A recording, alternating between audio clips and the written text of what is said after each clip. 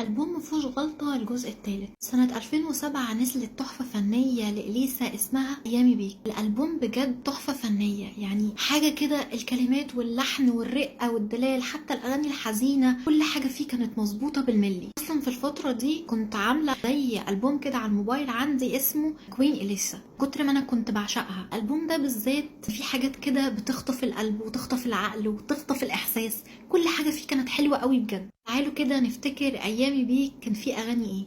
أواخر الشتاء، أنا كنت باخد بعضي وأروح له من سكان. عارفين الأغاني اللي ليها ريحة؟ الأغنية دي كده لما تيجي تسمعها غصب عنك هتفتكر أيام معينة وانت بتتمشى في الشوارع وبتسمعها وشامم ريحة الشوارع.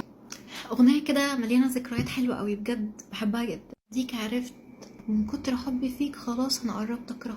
من كتر حبي فيك خلاص أنا قربت أكرهك. لا على حبك فتحت عيوني، مش هم الناس يشوفوني. اللي بجد ما استمتعش في بداية حبه بالأغنية دي يبقى محبش. قبلك قلبي كان شجرة بلا عصافير، قابلك قلبي كان شجرة بلا عصافير. وانا ضحكي انا بتمون واكتر موسيقى مبهجة في الدنيا كلها. بتموت يا قلبي عينك على قلبي. ايامي بيك والمزيكا اللي كانت سابقة وقتها بكتير جدا في الفترة دي.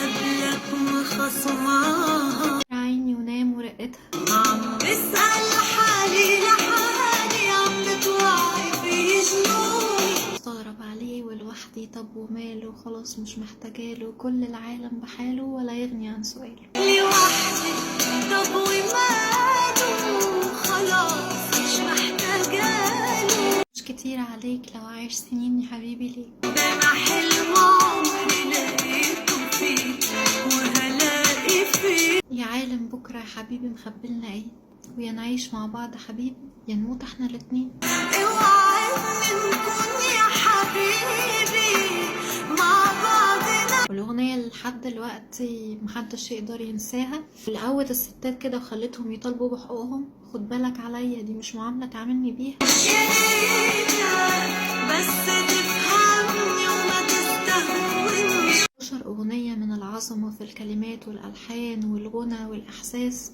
كل حاجة في الألبوم ده بجد كانت مظبوطة. ياريت تكتبولي في الكومنتات ايه الألبوم اللي مفيهوش غلطة عشان نعمله في الجزء الجاي، وكمان تكتبولي أكتر أغنية بتحبوها في ألبوم أيامي بيك.